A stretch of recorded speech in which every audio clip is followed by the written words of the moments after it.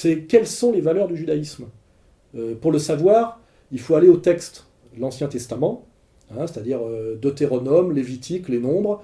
Qu'est-ce que dit l'Ancien Testament? Que Dieu a choisi un peuple qu'il a fait son peuple élu ou choisi, c'est-à-dire c'est un peuple qui a été choisi, qui est donc supérieur aux autres peuples, à qui il a promis une terre promise qu'il faut d'ailleurs prendre de force aux gens qui y habitent déjà. Il ne faut pas oublier que cette terre est promise, elle n'est pas la terre des ancêtres, elle est promise. C'est une terre qu'il faut voler et qu'il faut conquérir par la force, la brutalité, c'est bien dans l'Ancien Testament, pour, de ce lieu-là, que ce peuple choisi par ce Dieu règne sur les autres nations, qui le détruira et réduira en esclavage. Voilà, donc c'est ça le substrat de l'Ancien Testament. Donc c'est la prétention d'un peuple choisi par un Dieu vengeur et belliqueux à la suprématie mondiale en réduisant les autres peuples, les autres nations en esclavage. Et après, si on veut faire compléter, comment s'acquiert cette qualité juive? Par le sang de la mère. Donc c'est une prétention à la supériorité qui se transmet par le sang, qui est donc la définition la plus radicale du racisme. Et si après on va, ça c'est donc Torah, l'Ancien Testament, et après le Talmud, on peut s'intéresser au Talmud, introduction au Talmud du rabbin Stanzalt, qui fait autorité, ou aller le livre des Égarés de Maïmonide, il est bien clairement dit que ne sont, et Attali nous l'a rappelé récemment dans une petite conférence interne, mais qui était sortie sur Internet. Je ne crois pas que faire des enfants suffise à en faire des êtres humains dignes de ça. C'est pas parce qu'on a 7 enfants qui seront des êtres humains ou des juifs, ce qui revient au même pour moi. C'est un être humain, c'est pareil. Que selon le judaïsme, il n'est d'humain que les juifs, les autres sont des animaux que Dieu a destinés a mis sur terre pour qu'ils les servent comme des esclaves ou des animaux, c'est bien clairement dit, et que il est loisible pour accomplir ce projet exigé par Dieu, qui est la suprématie en tant que peuple élu sur les autres peuples réduits en esclavage, il est autorisé de mentir aux non-juifs, de le voler, etc. etc. Donc, moi je serais en ce moment, j'en rabattrais un peu, à moins que M. Bernheim pense avec d'autres que effectivement la République française leur est entièrement sous leur domination et qu'effectivement ils ont les moyens de châtier les gens comme moi qui incarnent la vraie République. Effectivement, les valeurs du judaïsme, si on s'y intéresse, suprémacisme racialo-communautaire au nom d'une vision inégalitaire et raciale du monde, qui s'accomplit soit par la violence pure, comme le rappellent les fêtes de Pourim ou de Hanouka, soit par la fourberie et le vol, si on ne peut pas faire autrement. Ces valeurs ne sont pas compatibles effectivement avec les valeurs du Front National, mais elles ne sont pas compatibles non plus avec les valeurs de la République française. Je crois quand même qu'il faut rappeler l'histoire de France.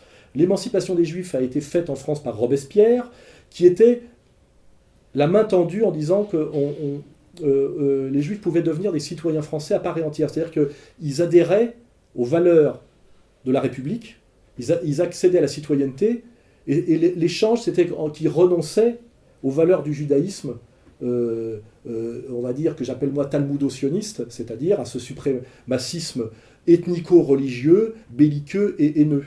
La liberté de culte, qui est le droit en privé d'exercer sa religion et de croire à des expressions qui devraient être des expressions métaphoriques et symboliques. C'est-à-dire le peuple élu veut dire la nécessité d'une exigence morale, etc. C'est comme certains courants du judaïsme orthodoxe le conçoivent, c'est-à-dire la nécessité de se comporter de manière exemplaire et d'être un peuple, comment dirais-je, pilote, un peuple de prêtres, et qui incarne une éthique supérieure, comme pourraient être certaines élites brahmaniques ou certains moines bouddhistes dans un autre monde. Voilà.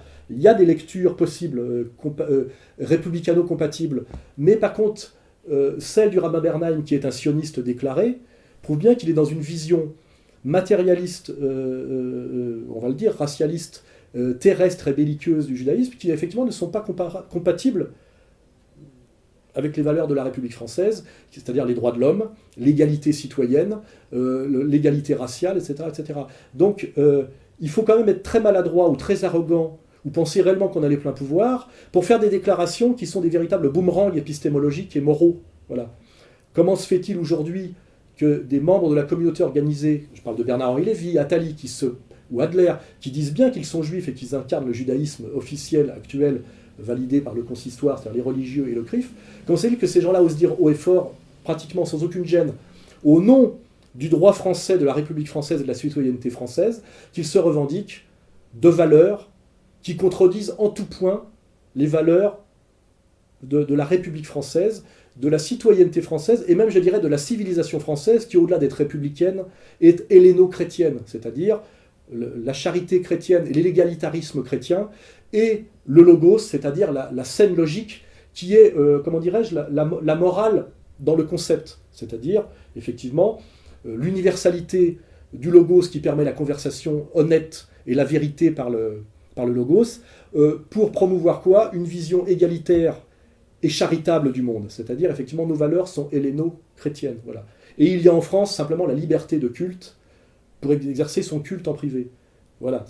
Mais ça ne veut pas dire, en gros, que la République française est là pour se prosterner devant le rabbin Bernheim, Bernard-Henri Lévy, Monsieur Attali, Monsieur Cohn-Bendit, qui lui d'ailleurs est un laïc, hein, voilà, au nom des valeurs qui finalement sont un suprémacisme de plus en plus affiché, avec un fort marquage racial et évidemment aussi religieux. On est très loin de la laïcité, sauf à la comprendre comme M.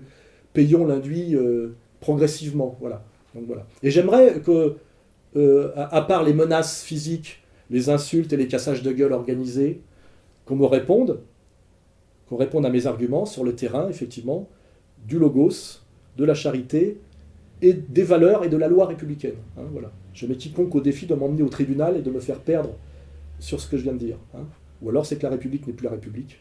Mais ça, à ce moment-là, il faudra à un moment donné qu'on nous le dise clairement, parce que moi je suis pour la vérité. Qu'on nous dise clairement que, comme le dit... Non, je pourrais citer Bernard Lévy, mais je l'ai trop cité récemment. Enfin, qu'on nous dise clairement les choses. Hein, voilà.